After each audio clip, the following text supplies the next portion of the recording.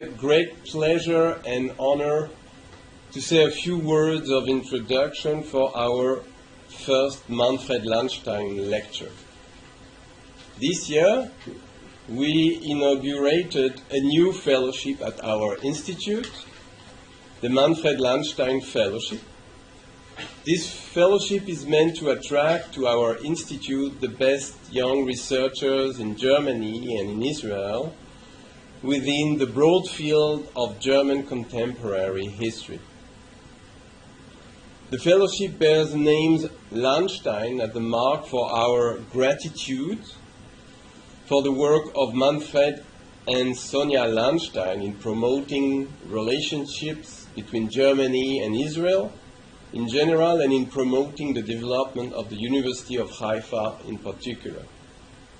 It is a way to express our gratefulness for more than 20 years of dedication of Professor Manfred Landstein and his wife Sonia to the Bucerius Institute and the University of Haifa. It is also a way to express our deep gratefulness to the entire team of the Zeitstiftung in Hamburg. Without Professor Landstein's activism, without the long-standing support of the Zeitstiftung, our institute could not have reached the many successes and achievements it arrived at over the last 20 years. This year, Dr. Fabian Weber was selected to be the first Manfred Landstein Fellow at the Bucerius Institute. During his stay at our institute, he conducted a research project on the topic Germany's New Right and the Jews, anti-Jewish agitation in Armin Mahler's radical conservative network. And his talk today, titled Exceptional Jews, Jewish Interaction with Germany's New Right, is of course a presentation of seminal parts of his current research. We are all eager to hear Dr. Weber's contribution to such a burning topic in Germany, Israel, and global politics and culture. Let me briefly present you Dr. Fabian Weber. Dr. Fabian Weber studied modern and medieval history and German literature at the Ludwig Maximilian University in Munich before he started working on his dissertation thesis in 2014.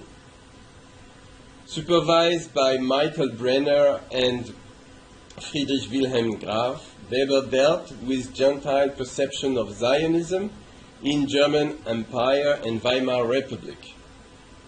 His book Projection on Zionism, Non-Jewish Perception of Zionism in Germany, 1897-1933, published in 1920, focuses on three different debates regarding colonial publicists, anti-Semitic agitators, and Christian Protestant actors discussing Zionism.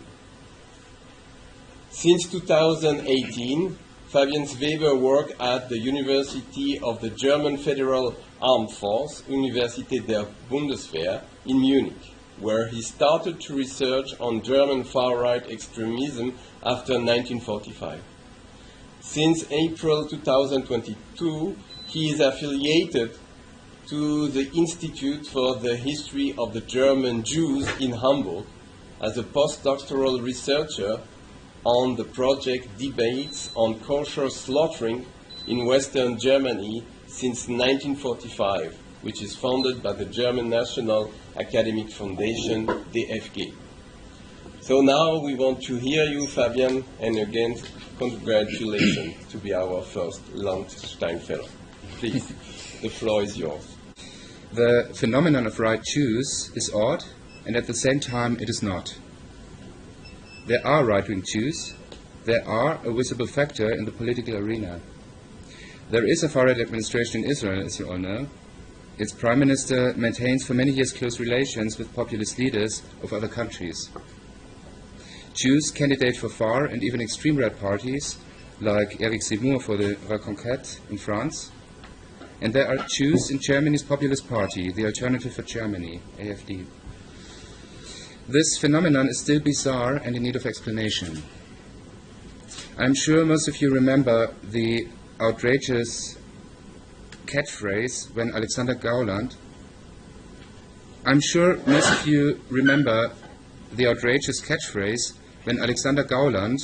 trivialized National Socialism to be nothing more than a bullshit. Only a few months after Gauland's infamous speech, who was party leader at the time, the working group Jews within the AfD was launched. That was in fall 2018. What are the reasons for Jews to join a party like this? I will come back to this question in the conclusion of my talk, because, as you might have noticed, my topic provides several implications for the current situation, and I'm really looking forward for the discussion.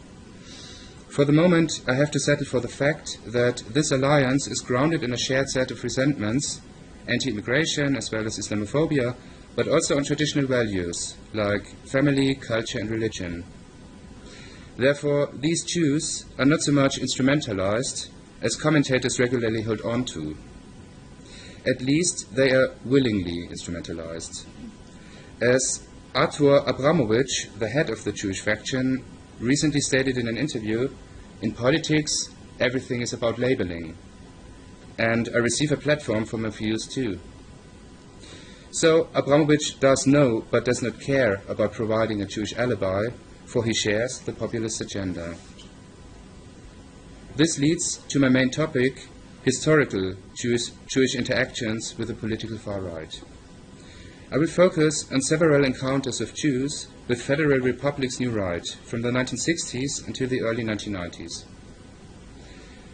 The new right usually avoided explicit anti-Jewish attacks, one of the new elements within new right. For they were underlining, often a tactical intention, their distance to traditional and modern extreme right positions. For the same tactical reasons, they needed a handful of exceptional Jews, and in the course of my talk I will explain what exactly is meant with this term. But it gave Jews the chance to participate in their ventures. Only few, but prominent, Jewish individuals contributed to new right journals and participated in their debates. I shed light on what attracted them to far-right ideas, because there has always been much potential for conflict. Were they truly welcomed, mainly functionalized, or covertly despised by non-Jewish new right intellectuals?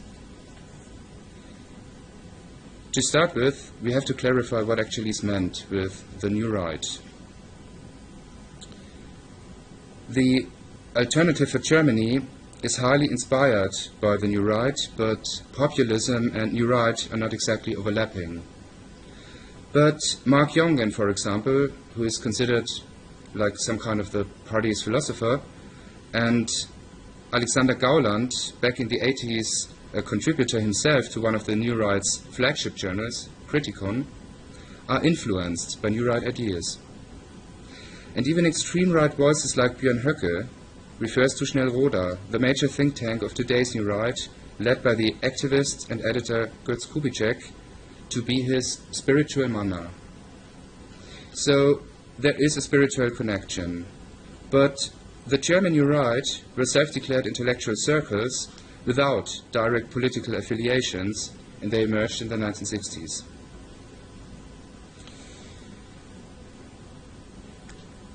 Research classifies them as a heterogeneous spectrum somewhere between conservative and extreme right factions.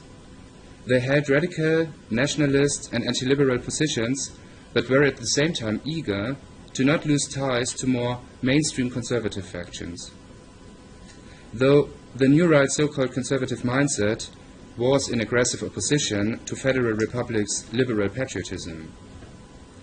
They struggled what grounded Christian democracy, the main faction of German conservatism after 1945. To them, conservatism was not just anti-communism, German unification, free market, transatlantic ties to America, and European integration. In the New Right vision, Germany was no longer dependent and occupied by the Allied powers, no longer downgraded to a frontier and puppet state in the Cold War. They imagined a fourth party right off the established parties, a party which they might have found today in the AfD. Their idea of conservatism was shaped by anti-democratic thinkers of the Weimar Republic. Armin Mohler, one of the most formative ideologues, revitalized far-right intellectuals like Ernst Jünger, Carl Schmitt, or Oswald Spengler. In his dissertation of 1949, Mohler invented the tradition of conservative revolution. Mohler integrated protagonists of the Völkisch movement, young conservatives, and national revolutionaries into one distinct tradition of conservatism that could, in his eyes, clearly be separated of National Socialism. By this purpose, Mohler aimed to neutralize the ideological contamination of anti-democratic thinking. He reintroduces all these related but highly eclectic ideas and movements into West German conservatism. His conservatism was not about conserving traditions or values. In contrast, the worn-out ideas of 1789, French Revolution, liberalism, equality, and individuality should be replaced by the heroic struggle for the fatherland. To sum it up briefly, the new right formed out an identity based on a national emotion that is not tied to universalist values. They considered mainly three factors undermining national sovereignty: the predominant influence of America and Americanization, the opportunism of mainstream conservatism, infected by liberalism and too scared to express a more feisty and aggressive idea of conservatism. Finally, a crucial threat to German identity has been seen in the Republic's attempts to cope with its Nazi past. They considered Vergangenheitsbewältigung as a political mechanism of manipulation. Public debates about National Socialist crimes were only to stigmatize Germany's history as heretic and therefore exclude nationalist conservatives like them from the political arena. Now, where are the Jews? As mentioned, open attacks against Jews have clearly been avoided. The absence of clear anti-Semitism gave Jews the chance to join them. I will talk about three prominent and quite unconventional Jewish voices, all of them broadly received and top-selling publicists. The radical anti-communist writer William Schlamm, Salzia Landmann, well known for her bestseller The Jewish Wit, but hardly known as a contributor to far-right periodicals, and the historian Michael Wolfsohn, who shared and spread elements of the New Right counter-narratives concerning Vergangenheitsbewältigung. William Schlamm was an influential key figure in an early stage of Germany's New Right. His self-financed journal, Zeitbühne, offered an intellectual platform for the convergence of ideas right off the conservative establishment. He was an important networker and mediator as he mentored some writers who later became formative New Right thinkers. They valued Schlamm for his uncompromising public appearance, but his concept of conservatism, mostly anti-totalitarian and based on the idea of a united Judeo-Christian civilization, did not correspond with their aggressive anti-liberalism. In fact, they highly disagreed with his Western pro-American attitude. Once a communist himself and editor of the Weltbühne, Schlamm had become a radical opponent of communism under the impression of the Moscow propaganda trials. In American exile, he received US citizenship and had close contacts with neoconservative circles. For instance, he supported Senator Joseph McCarthy, the McCarthy era, and was a co-founder of the still existing National Review. In the late 1950s, he came back to Germany, started to work for the Welt newspaper, alongside a group of right-wing journalists, the already mentioned Armin Mohler, Hans-Dietrich Sander, and others. He became a best-selling political pamphleteer and polarizing public speaker. In his book, Limits of the Miracle, meaning Wirtschaftswunder, the economic success of the Federal Republic, of which 100,000 copies were sold right after its launch in 1959, he polemicized against the prevalent attitude of Federal Republic's inhabitants, quote, wanting to be rich like America and at the same time weak and neutral like Monaco. But he claimed that civic liberties of Western civilization had to be defended with strong will and power. Schlamm's Zeitbühne, founded in 1972, was providing a broad range of conservative and far-right positions. It was similar in its punchy polemic style to Kritikon, the most significant and more influential New Right journal founded 2 years earlier by Caspar von Schrenk-Notzing. And maybe you notice the remark on the title, Ein rechter Jude, a right Jew, like somebody who bought the Zeitbühne. So he was perceived as a Jew, of course. Both periodicals had an overlapping pool of writers constituting and shaping the mindset of the just emerging New Right network. Zeitbühne had a clear anti-communist, sometimes pro-Western tendency, defending an America-led civilization against a totalitarian, barbarian threat coming from the East.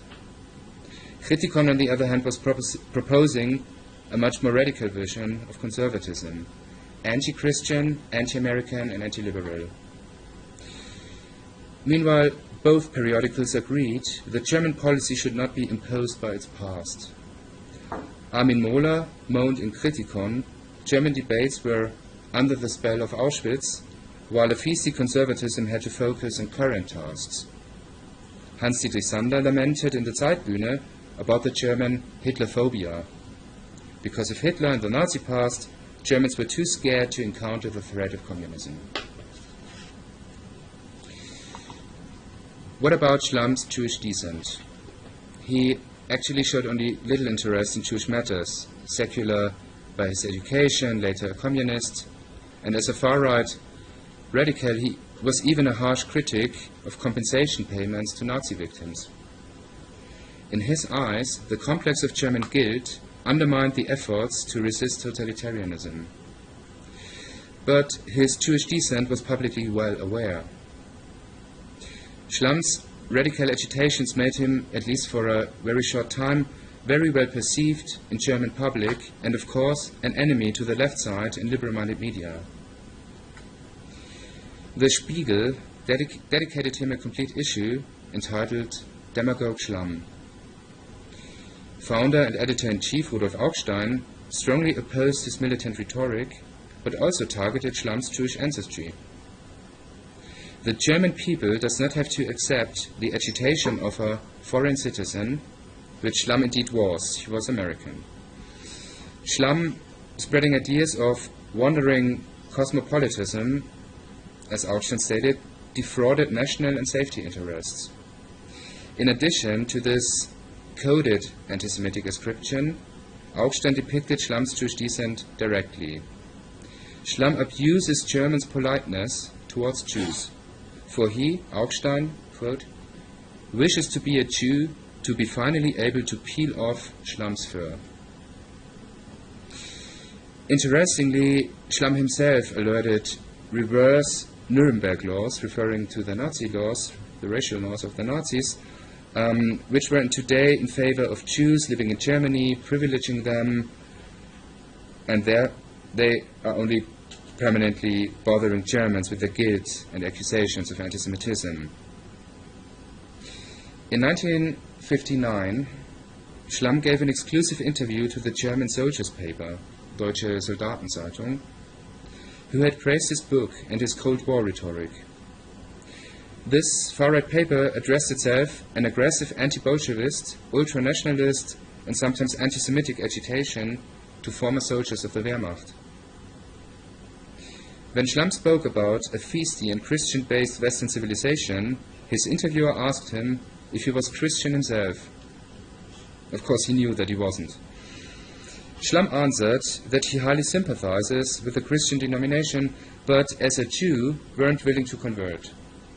Besides this question of pride, he did not encounter any anti-Semitism in Germany, as he said. By contrast, he observed a widespread harassing of Germans with a Nazi past, what might evolve a new anti-Semitism. When his interviewer complained that the Central Council of Jews in Germany, Zentralrat der Juden, regularly confronted his paper with accusations of anti-Semitism, for sure they had the reasons to do so, Schlamm replied, quote, "You're in good company then."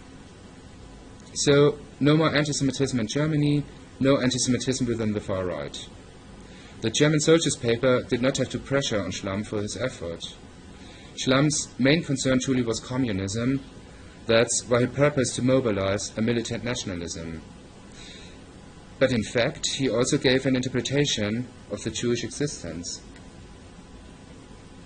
5 years later, in 1964, Schlamm published a monologue about the Jewish question, which he considered as more or less no longer existing.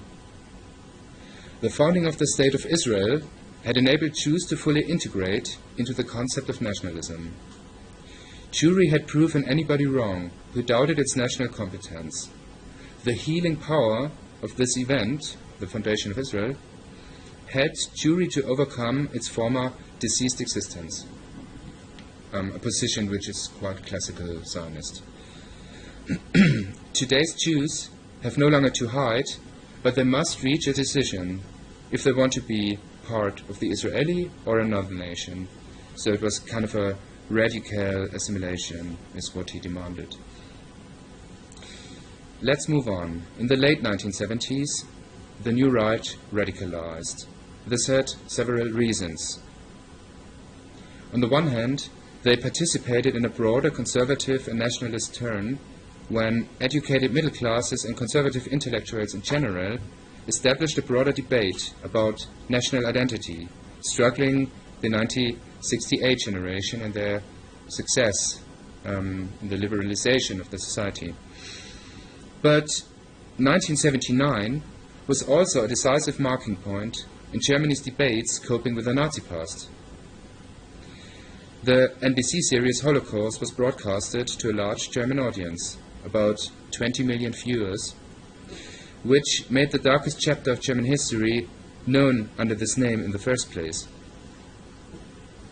In retrospect, this TV show had striking influence on political and public debates, like the legal persecution of Nazi crimes. The new right still fiercely opposed a deepened debate about Holocaust. The radicalization in the 80s shows in two aspects. Revisionist theories became popular in the circles, distorting, if not denying, Nazi crimes. At the same, their relationship to Jews changed. In their former rejection of Vergangenheitsbewältigung, Jews were treated more or less indifferent. Now, exceptional Jewish voices were needed and functionalized. Jewish voices, indeed, have been more tightly integrated in debates, but mainly for demonstrating or simulating an unprejudiced approach. This has to do because the new right mostly considered themselves as objective intellectuals. Kind of. Before I come to that, it is important to emphasize that new right protagonists were divided how to deal with the German past, which I shortly want to illustrate with two quotes, both taken from Kritikon in 1979. The first is by Armin Mohler, who became an aggressive proponent of revisionism at the time. The second is by Alexander Gauland, party leader of the Alternative for Germany decades later, who objected Mohler's position. Mohler already claimed in earlier publications back in the 60s that the Germans were made the new Jews. Today it was the Germans that were stigmatized as the absolute evil. He did not exactly tell by whom, but he was sure that a manipulative industry of commemoration was about to heist Germany's national identity. In 1979, then, he struck a blow for revisionism. Mohler called for the open and public examination of revisionist literature.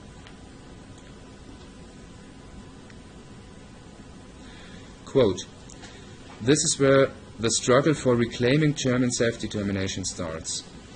Germans must not be an object of extortion and manipulation for all eternity through a one-sided historical narrative."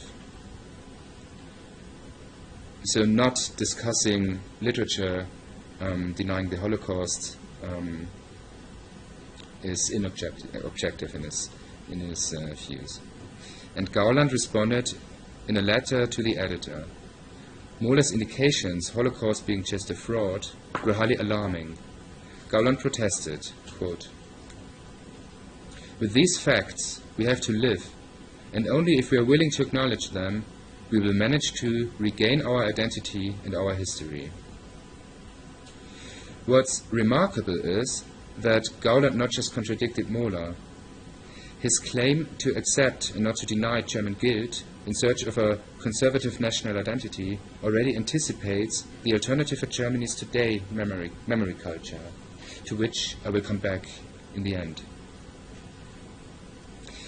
Another New Right strategy against coping with the past, besides revisionism, was to simulate intellectual debates with Jews. There was mainly one Jewish voice getting involved in that affair. The cis writer Salzier Landmann, who had become quite famous through her bestseller The Jewish Wit in 1960. This collection of Jewish jokes was supposed to initiate reconciliation between Germans and Jews through laughter. Besides her popular books about Jewish history and culture, like books about Yiddish language or cooking books, Landmann was deeply involved in New Right networks. For decades, Landmann was a prominent and constant Jewish contributor to Kritikon, the weekly paper Junge Freiheit, and even extreme right periodicals. She was of great despise of anything left-wing, Herbert Marcuse, Marxism, and the student movement infected with ideas of sexual liberation. She had even written a book about the Jews as a race in 1967, where she paid tribute to race theory as an epistemic tool. She had kind of a Jewish agenda for doing so. Since the early issues of Kritikon, Landmann was promoting Israel alongside a conservative interpretation of Jewish history. There have always been patriotic Jews sacrificing for the fatherland, just as Jews had always kept their spiritual ties to their historical homeland.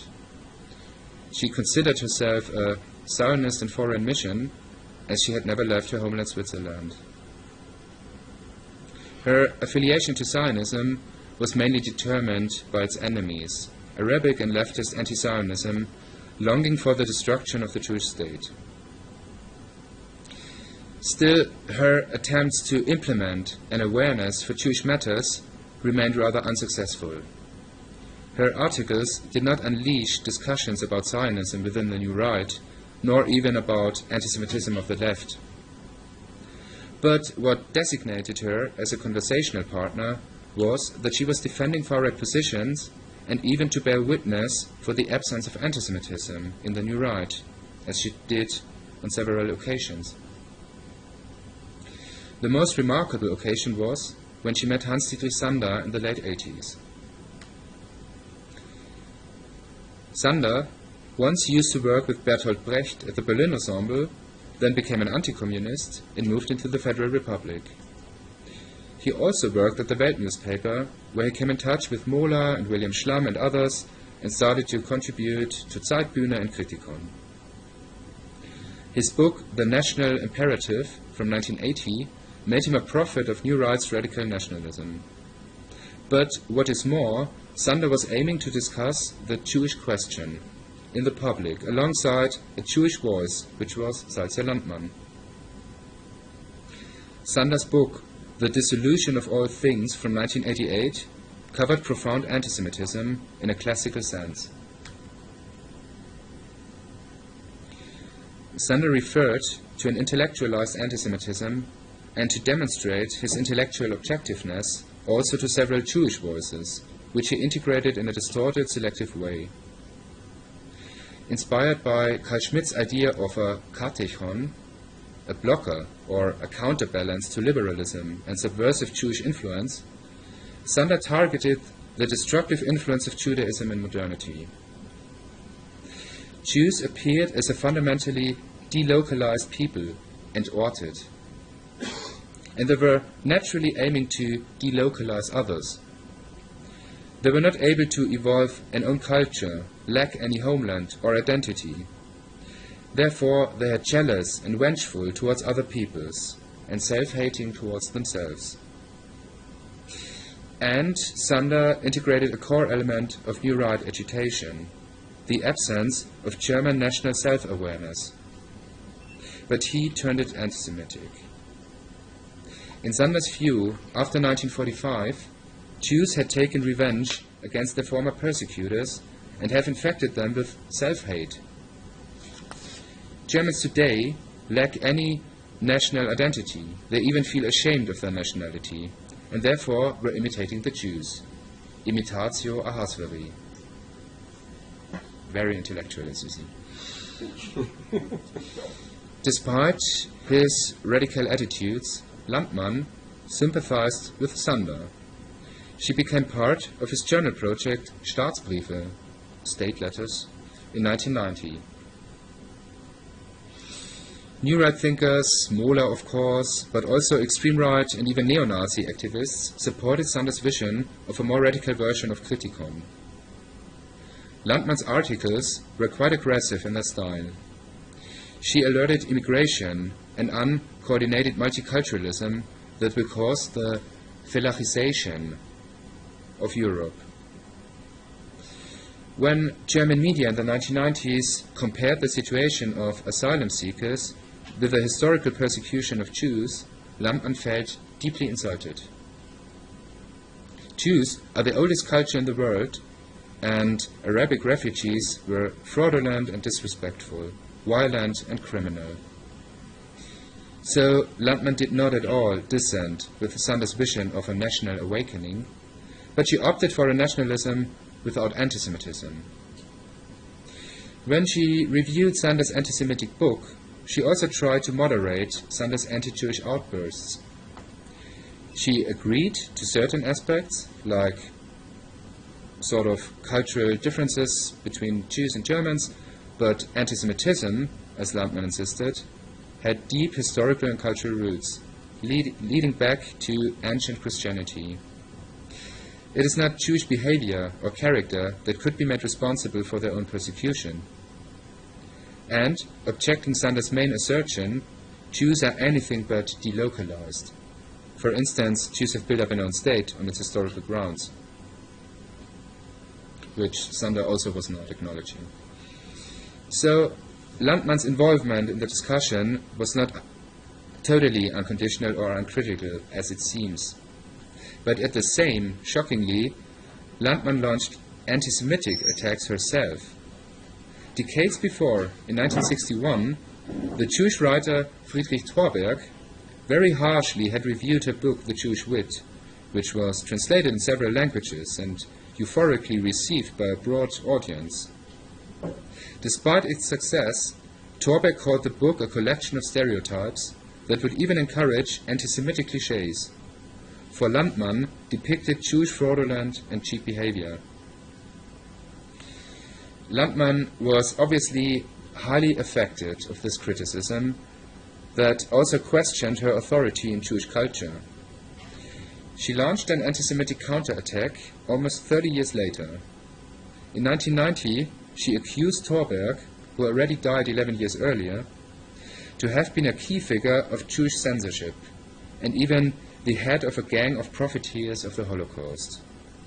Thorberg and his gang, the Jewish schmucks, were living well on compensation payments, while dictating the German audience, which was burdened with guilt, what to think about Jewish matters.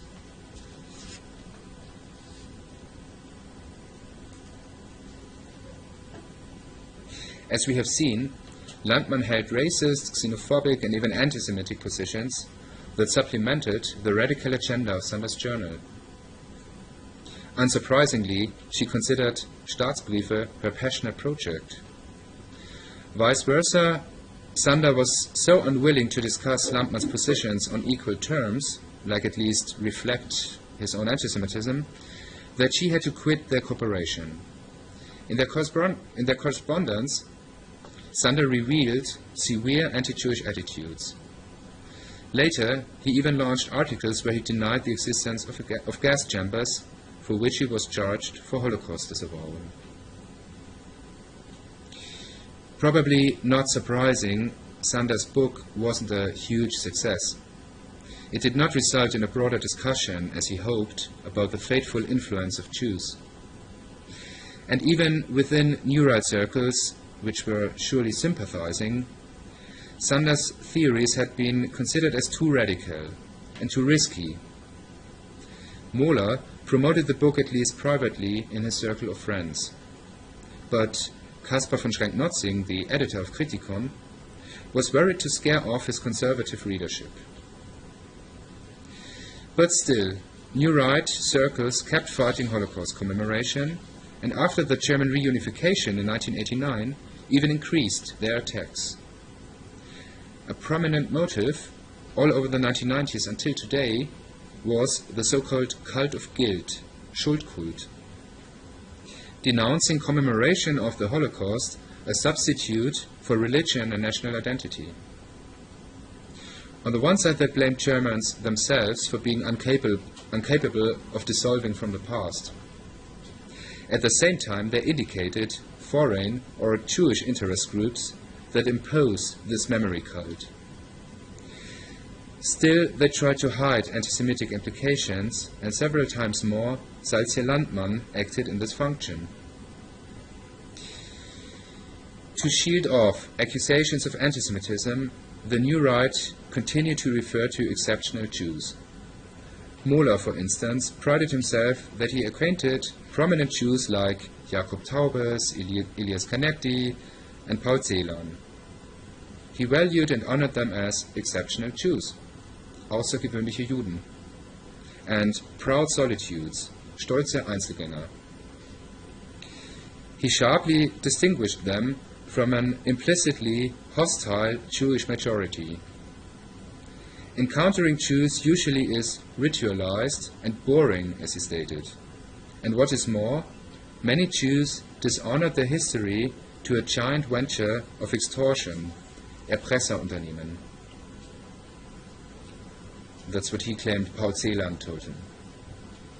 Mohler's exceptional Jews, as Taubes or Celan had already passed away at that point, so we cannot verify what he put into their mouth. But there were still living exceptional Jews. Salzier-Landmann, despite her dispute with Sander, kept loyal to New Right circles. And I want to conclude with a third Jewish voice whose publications were of high significance in this context. The historian Michael Wolfsohn, born and raised in Israel, where he did his military service. Wolfsohn returned to Germany, where he spent parts of his youth to pursue an academic career. As a professor at the University of the Federal Armed Forces in Munich, where I also worked, he did research about the history of both Germany's attempts of coming to terms with its past and the German-Israeli relationship. His book, Eternal Guilt, dealt with these affairs. Published in 1988, Wolfsohn's book sold out 3 editions in the first year and several editions to follow. Wolfsohn adopted motifs of the New Right in his criticism of Vergangenheitsbewältigung. Therefore, Eternal Guilt was not just a book about history, German and Jewish identity, but at the same time a highly controversial publication which had been discussed in different perspectives. Jewish critics, scientific reviewers, but also New Right thinkers, singling out selective sections. Wolfsohn mainly argues that the history of the Federal Republic coming to terms with the Nazi past was a success. The Western Republic had done a lot for restitution and banned anti-Semitism and racism. And there were interpersonal relations between Israelis and Germans, in politics, in trade, in tourism. But Germans still were bothered with the historical, or as Wolfson put it, biological guilt. Today, no longer anti-Semitism was the problem, because it had been successfully excluded from Germany's debating culture. But Israel was driven by politics of memory that permit official relations. Israel, and also Jewish communities in the diaspora, launched another ideology of political biologism, equal to anti-Semitism. He called that anti-Germanism.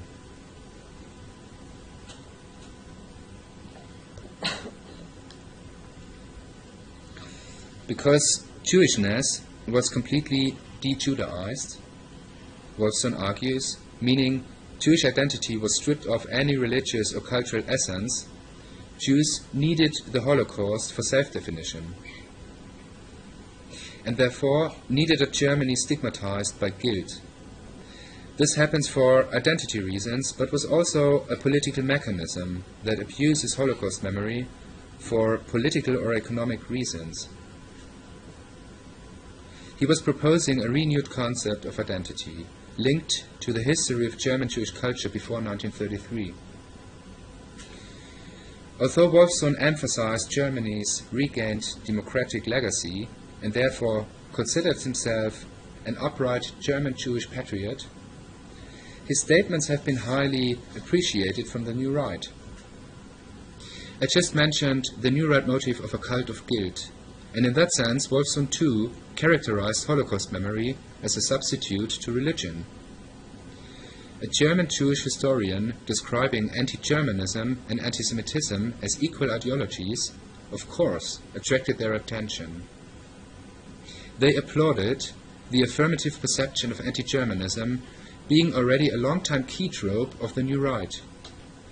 Kaspar Schrenk-Notzing, Mohler or Sander have coined the term in exact the same sense decades earlier, meaning in short, confronting Germans with their guilt to limit their political sovereignty. Like Wolfson, they understood anti-Germanism as a form of unjustified collective punishment, transforming Germany's inhabitants into the new Jews. New Right writers like Mohler did not care about a democratically reformed Germany, as Wolfson did. But when Wolfson alarmingly diagnosed that Holocaust memory, or Holocaust fixation, was abused for Jewish identity definitions and even capitalized, Mohler immediately agreed. I want to conclude and also give some remarks concerning the current situation and the alternative for Germany.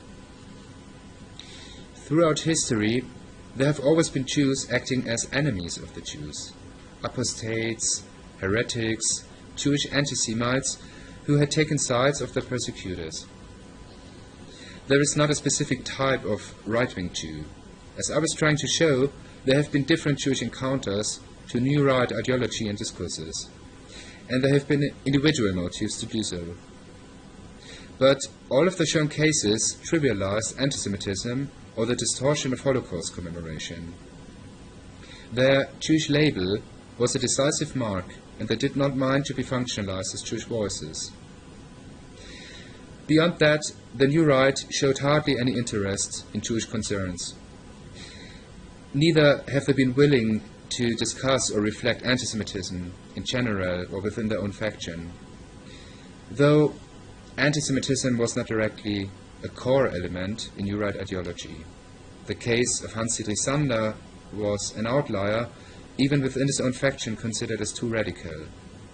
But exceptional right-wing Jews supported and backed their aggressive attacks against any form of Vergangenheitsbewältigung. The shown cases do not exactly deliver a blueprint for the interpretation of the current situation, but there are some crucial similarities. The Jewish AfD faction also absolves their mother party from anti-Semitism at every occasion and shields off accusations of this kind. They also back the strategy to outsource anti-Semitism exclusively to the Muslim community and political enemies. They evoke a threat based on emotion, not statistics. For instance, quoting the same label, the fear of increased antisemitism, to approach populism. Mainly for that purpose, alongside with single voices from Israel, maybe you have taken notice of this recent publication of Eldad Beck. They also call for an alliance between Israel and Germany's far-right populists. Again, they suggest the Muslim and Arabic world to be the main threat for Jews and refer to the many pro-Israel statements of the Alternative for Germany, whose position towards Israel still is highly ambivalent. But the Jewish alternatives are more than just naive. Instead, they are fully aware of what they are doing. As I quoted Arthur Abramovich in the beginning, they also transmit the populist scheme into the inner Jewish context. And this Jewish populism corresponds with the Alternative for Germany's counter-conception of collective memory. Abramovich states that he rejects the abuse of German persecution of the past, of Jewish persecution of the past, for today's multiculturalism and tolerance. By fact, they counter an excessive memory culture that shapes daily routine disproportionately, as Vera Kosova, former head of the group, stated. Once, Muslim antisemitism had been demonized as the main threat. Only a nationally mobilized Germany is able to protect also Jewish interests. So, populists are the main allies in the struggle, for Jewish institutions have betrayed their interests. Populist ideology in general has been described as a loose ideology that considers society in a fundamental struggle between two antagonistic groups, the pure people versus a corrupt elite. In that sense, Abramovich and his combatants appoint themselves to speakers of an unheard, unrepresented Jewry that is betrayed by its official leadership. The Central Council of Jews in Germany, Zentralrat der Juden, on the other side, is considered as an elitist, corrupted, and Islamophile group. They act as the political system's court Jews. To make it briefly, the Jews within the AfD make themselves accomplices for a nationalist and illiberal Germany. Their alliance with populism, in my eyes, is anything but reliable, but furthermore, it is a serious threat to Muslims, Jews, and liberal democracy. I want to conclude with some last remarks why I consider this alliance as not reliable. Leading members of the Alternative for Germany quite bluntly concede their main interest. They profit from Jewish promotion, for critics would no longer be able to defame them as anti-Semites. Shockingly simple, isn't it? But furthermore, the party's approach to history is connected with New Right ideas. As we have heard, New Right thinkers propagated a nationalism that is exclusively committed to itself and its own strength. It's not obliged to universalist or any other values, not even to a dogmatic ideology, but upholds a situational and uncompromising approach to the political moment. Anything is adequate and legitimate when it conforms with the nation's current interest. Gauland or Mark Jongen are in fact shaping a specific conception of collective memory which is not simply based on old-fashioned resentments, but on this nationalist vision. They do not aim for disposing the Nazi past, but want to rewrite a heroic history of the German nation. And just like their ideological forefathers, they reject that a shameful event, the Holocaust, constitutes the core element of German memory culture and German identity, because it undermines Germany's ability to act. They do not deny the Holocaust, but criticize that its commemoration moralizes the field of politics and imposes an ideology of multiculturalism. That's why Germany's collective memory does no longer serve the nation's interests. It jeopardizes Germany's wealth, security, and cultural identity. That does not mean that they want to exclude Jews. Within a strong and heroic Germany, outstanding Jewish characters are granted a valued position, like Bleichröder, Bismarck's financier, Walter Rathenau, or Ernst Kantorowicz, the Stefan George-inspired historian who glorified the Middle Age Emperor Frederick the Stauffer.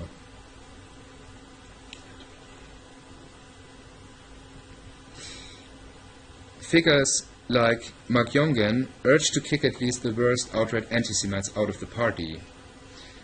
An emblematic quote gives insight into his actual motives. Jongen says, "If anti-Semitic worldviews would be accepted in the party would no longer be able to express the slightest criticism of Israel's settlement policy without being put under the suspicion of anti-Semitism." Doesn't sound too obligated as far as I see. Maybe it is shockingly simple. They profit from getting rid of the image as proto-Nazis.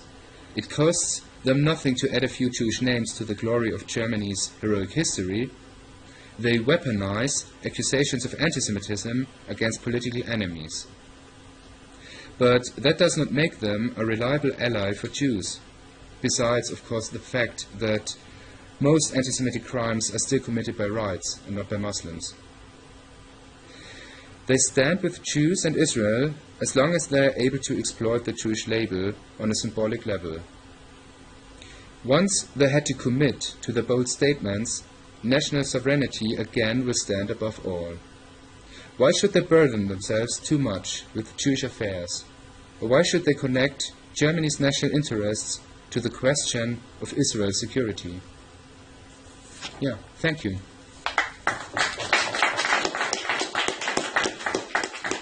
You spoke it the right way to call some of the participants of the discussion that you mentioned already. I try to do to have my response divided into three parts. First of all, talking about the framework. Second, as a historians, to refer to the past, to the roots that is even before Germany of the Federal Republic, and then to the contemporary history, very contemporary history, putting my focus on one participant to this dialogue between right-wing Jews and right-wing non-Jews, which is the state of Israel, or at least some of the Israeli politicians and Israeli intellectuals. First, to the framework. You talk about a shared set of resentments as the basic idea of bringing together the one part and the other, the non-Jewish and the Jewish right wing. I might even say that it's not only a shared set of resentments, but a shared set of values. And what's more important here, the title, Außergewöhnliche Juden. I won't buy anything from Arvin Mohler, not even a matchbox. So I won't even buy this kind of a title, Außergewöhnliche Juden, exceptional Jews. They are not exceptional. Right-wing positions are not exceptional when you talk about Israeli politics, in any case. And as you can see later, also if you talk about Jewish politics or Jewish involvement in politics already in the past. Now, when we talk about a shared set of values, the values are, as already mentioned, anti-communism, anti-Islam, and anti-left. The people that you mentioned are more or less all against communism, against the Muslims, against the invasion of Europe, against the idea of Europe as presented by the EU, and they are all more or less against the left. All three figures that you pinpointed on are sharing this set of values. I don't know how representative they are for German Jews, how representative they are in the German political scene. But as far as you look for Jews who articulate themselves concerning politics, you'll find quite a number of people who are against communism, against left-wing orientation, against Muslims, against Islam, against Arabs, against foreigners, against, I think, against enlightenment. And this is, I think, the common cause. They are, after all, against everything that was represented by enlightenment. The invention of the Judeo-Christian alliance or union is something which is really odd, because if you are talking about the past, there was no Judeo-Christian alliance.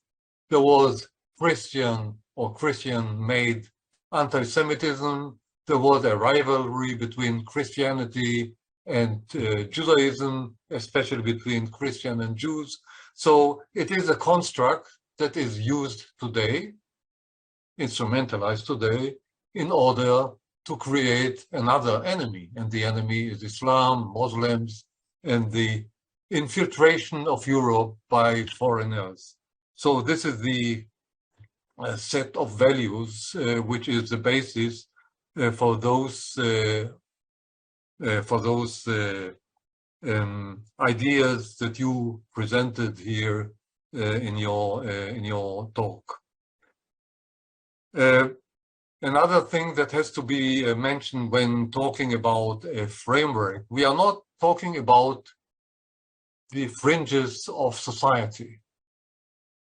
If we look better into the framework of German politics, these ideas are very much from the middle of society, aus der Mitte der Gesellschaft, as it is called today. And the AfD, the party of the AfD, is of course representative for this kind of inclusion into the middle of society, in the Mitte der Gesellschaft. And this is again not something very new when you look at the radicalism in Germany.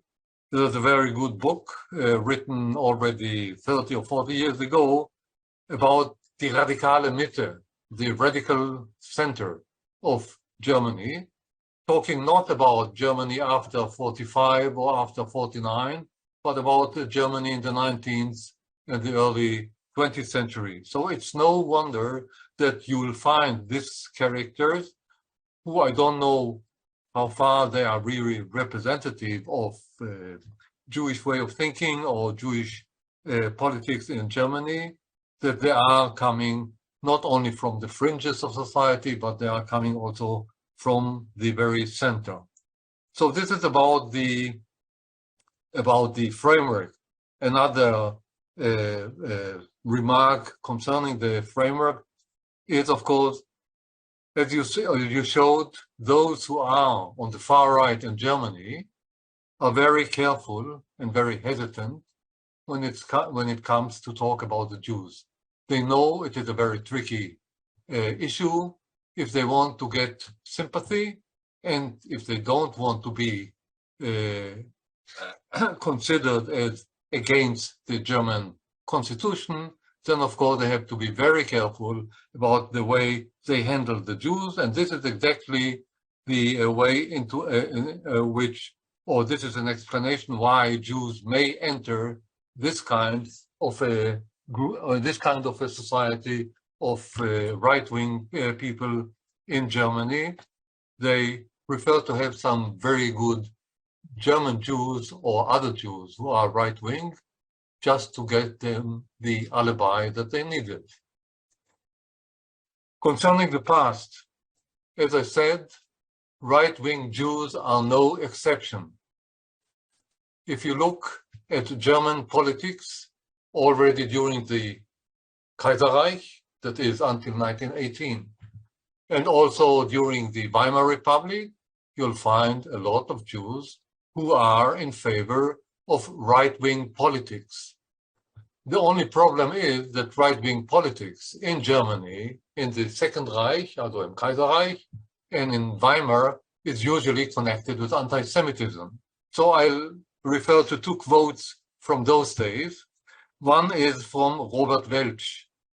So you have somebody who is a German Jew, who is in favor of Zionism. And in the year 1932, just on the verge of the entry of Hitler into the government, he says, I quote, especially in Germany, Jews cannot develop relations to conservative parties, that is Deutsch-Nationale Volkspartei, and even to the Nazis, if you want, not because of the lack of understanding for conservative ideas. Jews can be conservative and can be also right-wing radical, but because of the aggressive anti-Semitism of these parties. So we are frustrated as Jews. We want to join the conservative parties. We want to join the German national parties, that is the right-wing parties, but we can't do it, or we can't allow ourselves to do it, because they are anti-Semites. So it is a kind of a plea for, let's say, asking the anti-Semitic parties to lose some of their anti-Semitism in order to be ready or to be able to accept Jews into their among their followers. And this was from the year 32, before the rise of Nazis to power. Now another quote from the Familienblatt, which is a newspaper, a Jewish newspaper in Germany in the Weimar period, but also after. Just before the elections of March 33, the Nazis are already in power, the election takes place. The remark made by the Familienblatt is, irrationally combine those right-wingers, they irrationally combine their economic policies and political aims with fight against the Jews. This is why we are so frustrated. We are all in favor of this kind of politics, but we can't join them just because they irrationally are anti-Semites. It is, of course, a statement which may be laughable, but it is, again, a proof that Jews may join right-wing polities, right-wing attitudes, also in Germany, and also under circumstances which make it really paradox or even absurd. One good example, how far they can go. If we can take the Naumann Gruppe, we have a guy by the name of Max Naumann. He is leading a group, an association of national German Jews, Nationaldeutsche Juden. This is an extreme group, extreme right, supporting, of course, the Deutsch-Nationale Volkspartei, which is also anti-Semitic, but not National Socialist. And they try to do their politics within Germany the same way as the anti-Semites who are not Jewish doing with the help of other parties. So we can see that what Mohler calls exceptional, außergewöhnlich, is not that außergewöhnlich, it belongs. And now,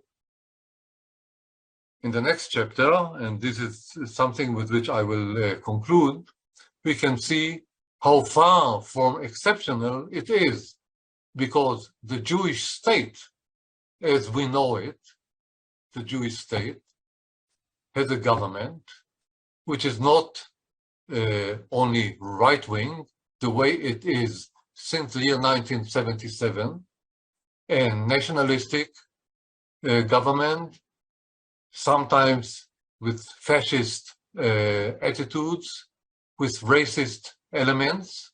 Now it is right-wing radical, rechtsradikal.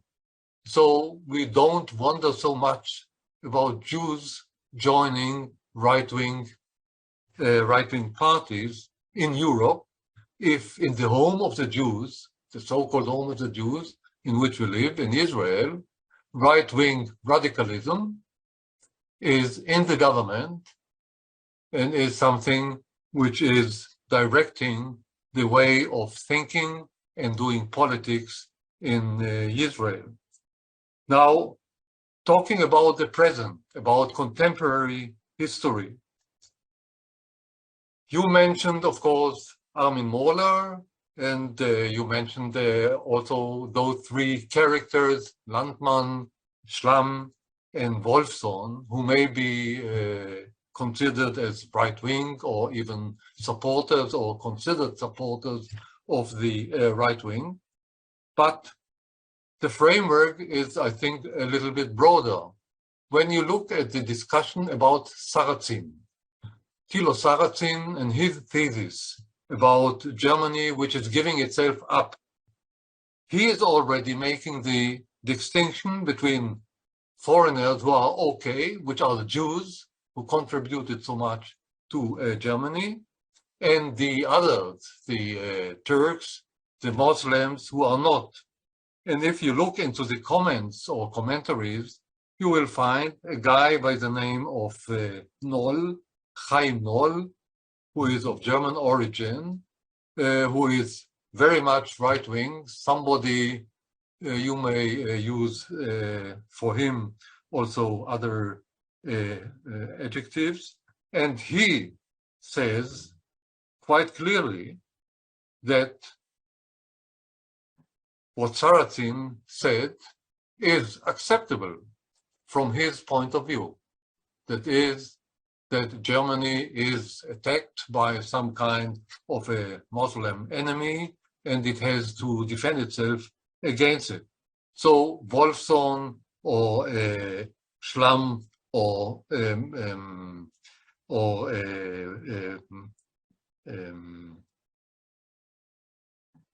who was the first? Landmann. And Landmann are no exception if you look into a broader framework. Now, right-wing anti-Semitism is a very special case in Germany after 45 or after 49. This is something that you mentioned already, and I think one has to agree. This anti-Semitism is, of course, concealed or undercover, because open anti-Semitism is against the law, is against the constitution. So we'll find it, for instance, in the blind eye to everything that is coming from the right, or especially to the blind eye for anti-Semitism coming from the right. So you may use an image of fighting against anti-Semitism by fighting against leftist anti-Semitism, against Muslim anti-Semitism, ignoring right-wing anti-Semitism. This is something which is, I think, characteristic of this kind of political activity in Germany, and it is, of course, a real danger from the point of view of those who really want to fight anti-Semitism. Now, going from Germany to Israel, as I said before, the German right wing has a good ally in Israel, in the official Israel, in the Israeli government, because the Israeli government really joined the club of right-wing radicals. We are talking about Orban in Hungary. We are talking about Le Pen in France, about Wilders in Holland, about Zemmour in France, and you can see how close the connections is. So it's no surprise that you have also close connections between the AfD and Israel. One of the honorary AfD people in Israel is the very son of Bibi Netanyahu, because he corresponds with the AfD, and he declared himself to be in favor, at least, of the anti-European attitude of the AfD. And there, of course, you have already a link between the AfD, the right-wing radical party in Germany, and Israeli politics. Israeli foreign ministry is very hesitant, or let's say very cautious about it, but others are not. You mentioned already in your talk that Mr. Jungen, the philosopher of the AfD, visited Israel only 2 weeks ago. And not only did he visit Israel, he tried to get into contact with Israeli institutions, with Israeli colleagues, with the Israeli media, as if they are representatives of a normal German constitutional party. And since the German government or the German embassy in Israel was mediating between Jungen and the other representative of the AfD and the Israeli scene, one can say that they get the imprimatur also from the German government, in a way. This is something which has to be taken into consideration when we are talking about the außergewöhnliche Juden. They are not so außergewöhnlich, they are not so exceptional, because they have an alliance with Israel, and the alliance they have in Germany, the alliance between the AfD and some of the Jews, the alliance between right-wing approaches and Jews is supplemented by the alliance with Israel, which is mainly right-wing, and as I said before, right-wing radical. One have to think about your talk, or one had to think about your talk, if you would have heard it already 2 weeks ago. 2 weeks ago, the German Bundestag held a special session on the occasion of the 75th birthday of Israel.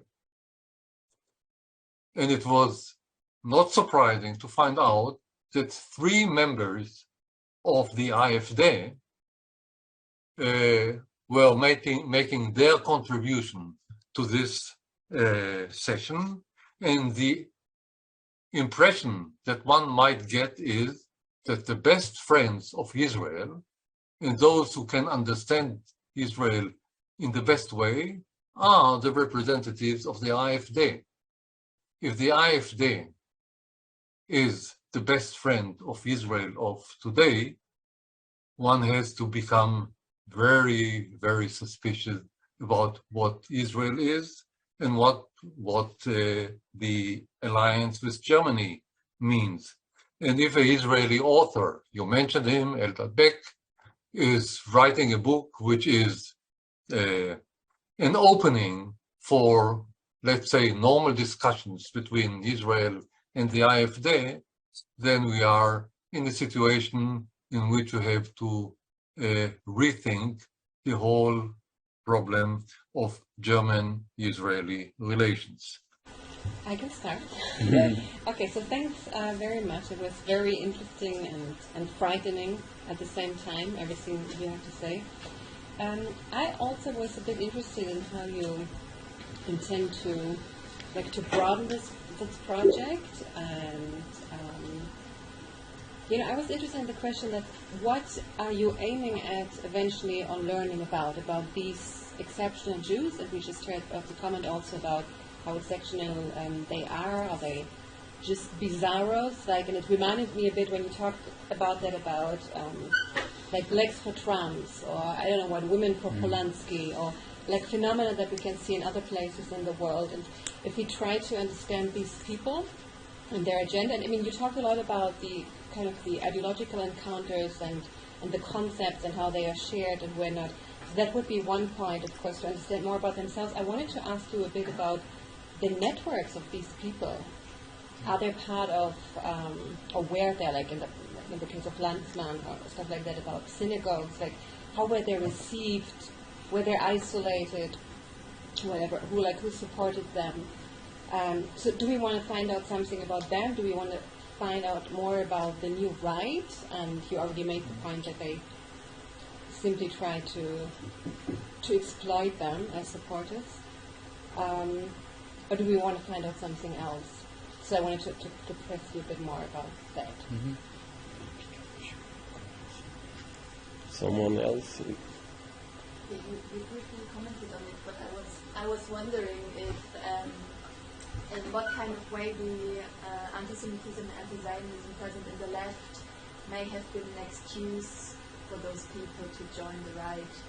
If people like Landmann wrote something about it or addressed the issue directly.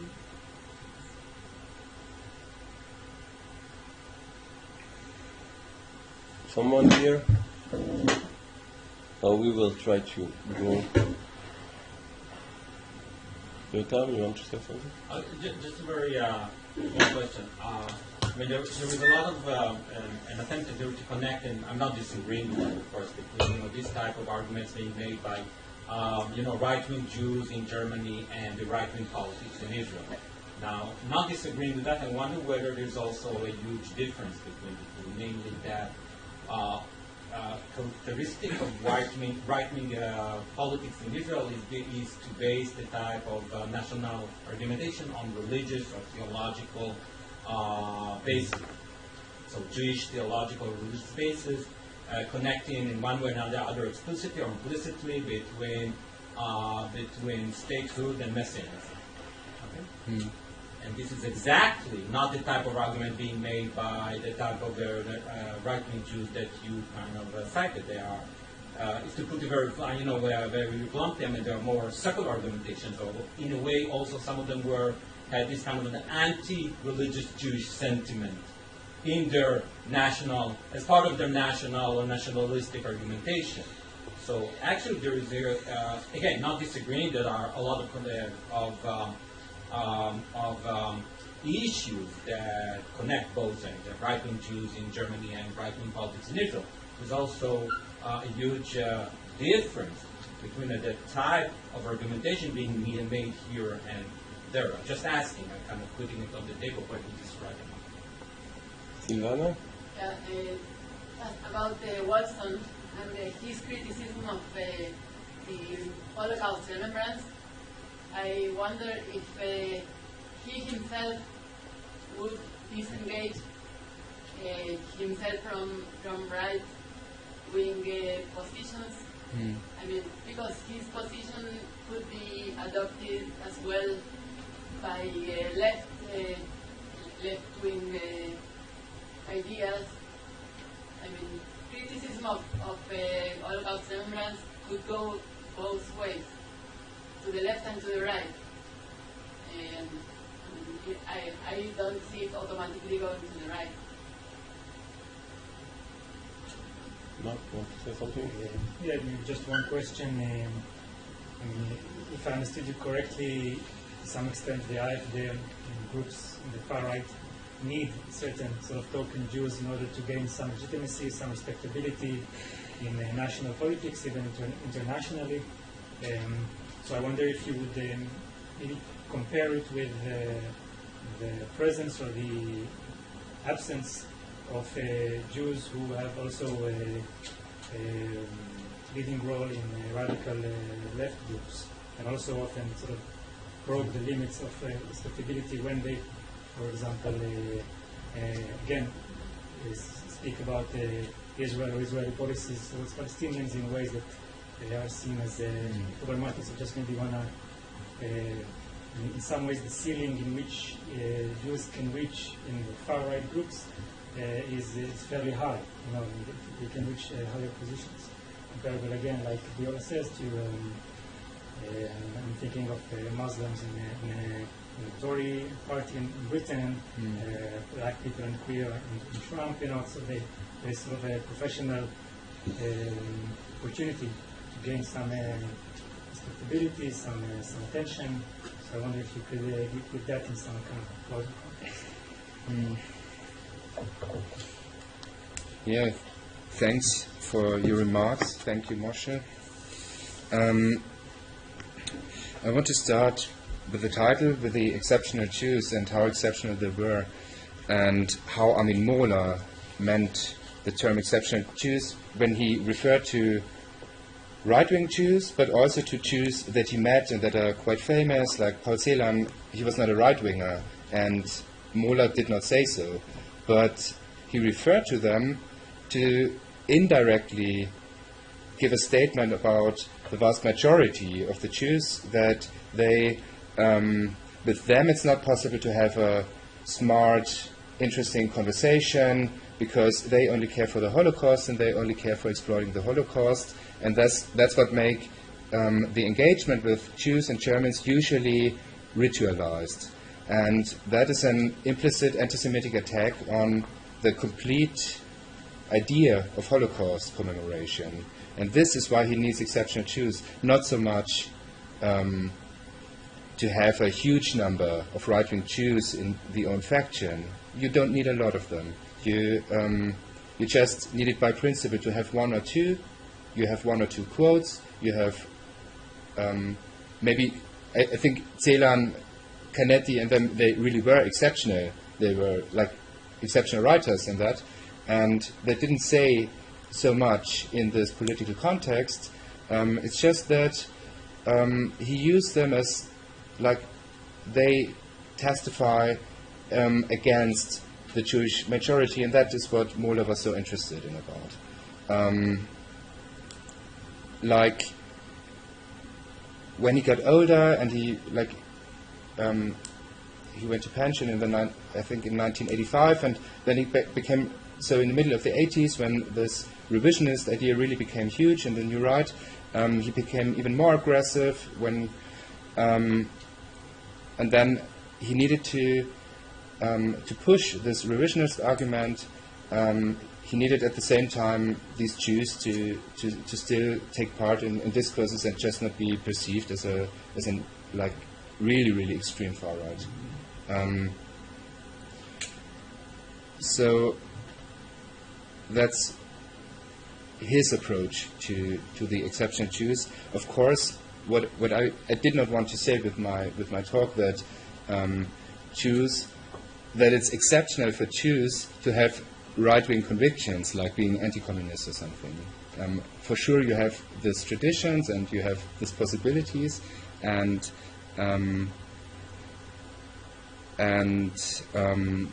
this is not what I wanted to say.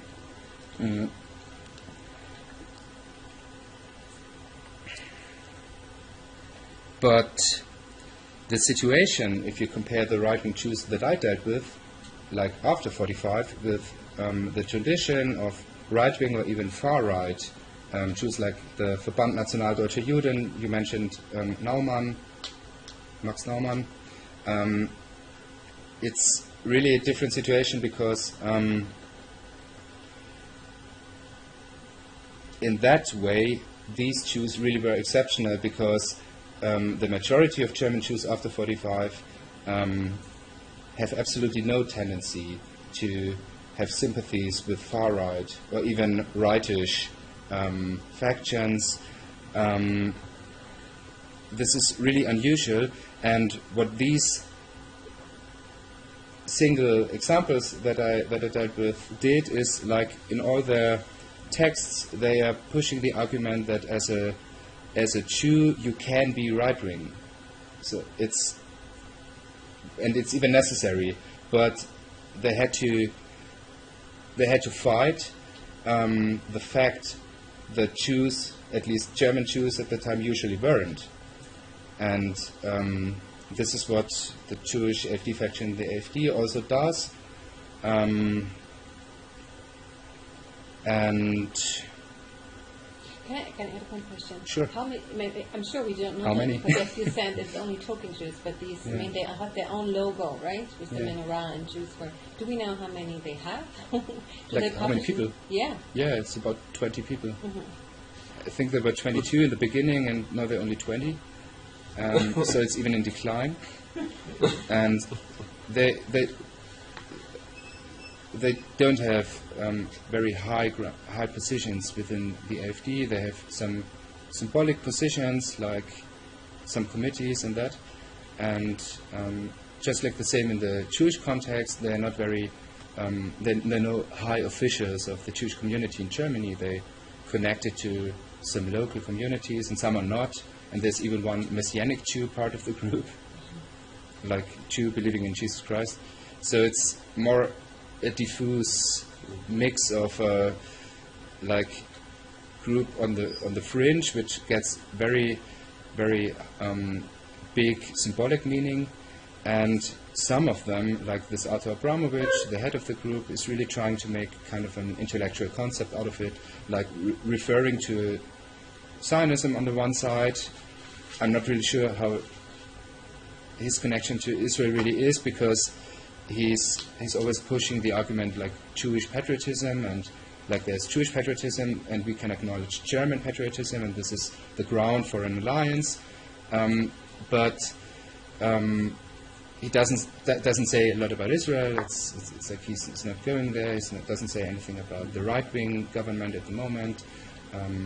He has some pro-settlement arguments and that, but it's more a diffuse idea of Jewish Zionist mixture, which is still in the development, I guess, and also referring to the German tradition of right-wing Jews, like Hans-Joachim Schoeps, was kind of Völkisch but not anti-Semitic Jew in 1933, who also was searching for a possibility to integrate Jews into National Socialism. We are moving toward the end, so maybe Okay. you can answer some of the questions that you were asked. Yeah. Yes.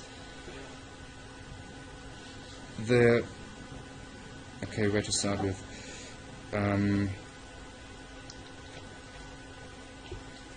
I think there is a huge difference between the right-wing presence in Israel right now and these exceptional right-wing Jews in Germany. They don't share the exact ideology, but there is a possibility for an alliance, of course, because what right-wing Jews in Israel care for is like the pro-Israel argument, and this is why they form up alliances with anybody who gives pro-Israel statements, and do not care so much what agenda they spread the rest of the day. And this is what in research is called, like, it's new term, it's called pro-Israel anti-Semitism. Jelena Subotic is writing about this kind of pro-Israel anti-Semitism that you can observe the decoupling of anti-Semitism in your own country, and at the same time you give pro-Israel statements. And this is all what Israel cares about, but in the German context you have the difference that, like, for example, the Jews within the AfD, they are referring to the German context because they do outsource it, but they're talking about anti-Semitism in Germany. Like, it's leftists and the Muslims, but they're talking about anti-Semitism in Germany concerning the Jews in Germany. And this is something what the right-wing government in Israel is not caring in other countries, but maybe they would in Germany because of history, for sure. And and one thing about Jongen and his visit to Yad Vashem, this is what I mentioned in the end of the talk, that they do not deny the Holocaust and that do not oppose strictly Holocaust commemoration, they just want to put it in the right context, like 12 years of National Socialism is not that long if you compare it with 1,000 years of German history. We don't. What about the Denkmal der Schande? Yeah. Also, I think it shouldn't Okay. be. He didn't have the right to visit Yad Vashem as long as he is a member of the party from which Höcke comes and talks about Denkmal der Schande in the middle of Berlin. Yeah. It's something you can't just ignore. I totally would agree, and but still, the AfD radicalizes, but it's still kind of heterogeneous, and it's hard to say if it's more like the bit more moderate faction around Jongen, who is not opposing in that a radical way like Höcke, who will probably be head of the party next year, and this is very important if you want to make a prognosis about possible alliances with right wings in Israel, because I can't imagine that happening with Höcke, which like a true Völkisch nationalist he is. So I want to push you to really answer. So Viola asked you, can you say a few words about the meaning of the broader meaning of your project? And you were asked several questions about comparison between right wing and left wing, and maybe you can try to say a few words about that. Yeah. When I started the project, I wanted to find out, because I noticed that there's almost no literature about the new right in Germany and anti-Semitism. Like, you have some articles about that idea of dog whistle anti-Semitism, like being anti-Semitic without naming the Jews in current populism, like when they talk about the globalists, or Soros, he's a Jew, but you don't have to name him. But I was really curious, how can there be a extreme right faction in Germany and there's no research on their possible or not anti-Semitism? And I found a lot of like interactions with Jews, and I found a lot of statements on Judaism which were like kind of philo-Semitic some way, and sometimes if I had tried to show can switch into the anti-Semitic or at least hidden anti-Semitic, and this was what I wanted to find out. What is their connection to anti-Semitism, and can it be anti-Semitic when they deal with, when they interact with Jews, and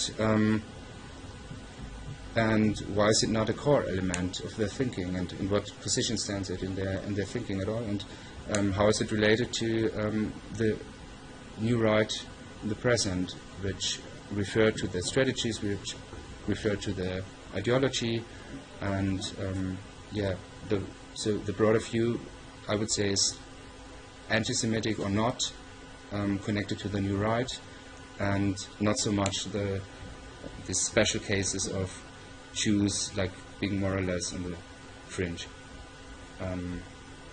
But still, what I did here was write an article, not a big, not a habilitation. Yeah. I think you named it like Jewish token. Yeah. I think you can observe that in. I know it's a lot. You can observe it in Germany a lot, like referring to anti-Zionist leftist Jews. But I think BDS, for example, it really is, at least in America, it's like broadly a Jewish movement. It's not like there are some Jews that are instrumentalized. It's like a concept for liberal Jews in America to in search of their identity. It's important to oppose Israel nowadays. It's like part of this radicalization on both sides, but you have this history of Jewish tokens on the left side, for sure. But I don't really feel qualified to compare it in a final way. But on the left side, Silvana Wolfson disengaged from the far right. He considered himself as a German Jewish patriot, but far right and anti-Semitic, when he said so, was really just people on the hardcore fringe, like neo-Nazis, and he said that any other kind of intellectual who's far right have and has been integrated into the debate in Germany. So he did not get angry when Mohler reviewed his book. He wrote him a letter and said, "Yeah, thank you for the nice review." And when Mohler and some friends made a publication which was really revisionist, they asked Wolfson if he wanted to be part of the publication. That he denied. He was eager to keep some distance to at least radical revisionism. So he's not an extreme right thinker, but he had used some tropes that were very common in the New Right, and they applauded him for that. And I didn't really get what you meant with. I think the left factions, they usually don't deny or attack memory culture. What they today do, like Alada Asman, it's like they want to universalize memoration, but I think this would be a completely different debate. But yeah, I would love to discuss this afterwards. And the role of anti-Zionism. Yeah, well, the right-wing Jews, they really pushed the argument, and the Jews within the AfD, they do today.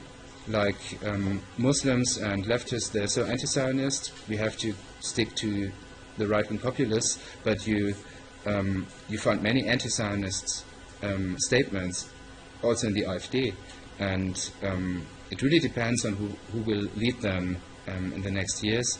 And as I assume, it's just like they have this symbolic pro-Israelism, which the new right I dealt with in the talk did not even care about. But today, I think after 9/11, the Israel argument became very important for right-wingers and populists. When the whole populist global turn started after 9/11, Israel became a very important argument. But I really think that you shouldn't underestimate what I mentioned in the end, that Jongen and the AfD really don't want to couple themselves too much to Jewish matters. They really want to have this feeling to be self-determined and not to be obliged to Jewish or Israeli matters, because they refer to this new right tradition which is anti-Western and it's anti-liberal. And when you look at the small but still influential new right in the present in Germany, Götz Kubitschek and them, they openly say it's a liberal argument to be pro-Israel, and we do not want that. It's like a form of political correctness to be pro-Israel. And we want to be free of that. We're not against Israel, we're not pro-Israel, but we really do not want to connect with too much with this pro-Israel, small pro-Israel faction within the far right. Okay. Can Yeah. we have like 1 minute, so because it was just you said symbolic cooperation.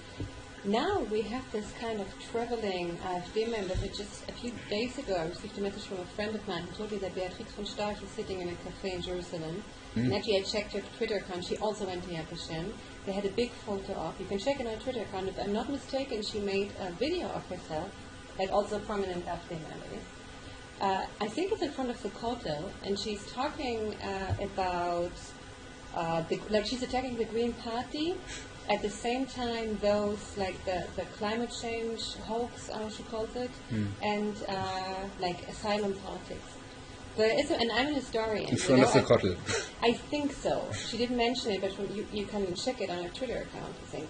But there is something going on here that we might need, not historians, but something else. I've been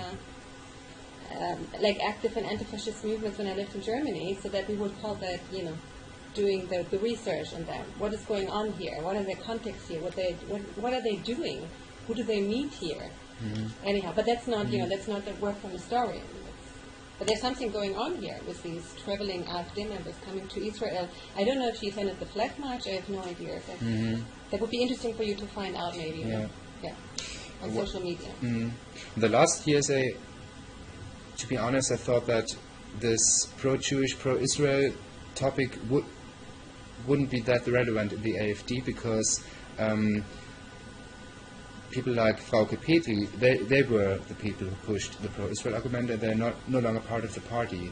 It's like Beatrix von Storch, she still is in the party, but I thought it really would be in the decline, and in the last 1 or 2 years it became bigger again, and it's really hard to make a prognosis, like what will happen with the new government in Israel, and who will be the party leader of the AfD in the next year. How influent will be people like Beatrix von Storch. She's one of the main speakers of this like Christian pro-Jewish argument. Yeah. May I add a remark? Yes. It's not so much about what you are for or all. Everything we are talking about here, and you were talking about, was who we are against.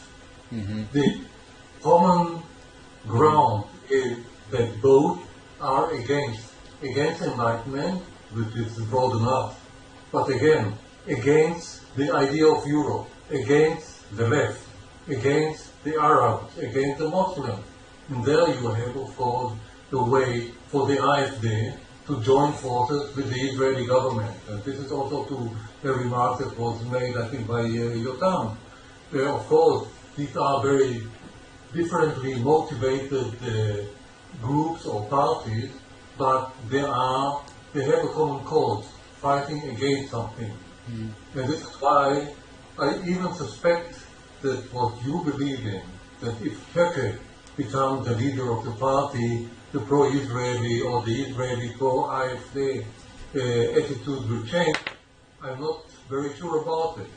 I just remind you that after Hitler got to power, the Zionists in Germany, even though they know how anti-Semitic he was, tried to find a way to have a common cause with Hitler.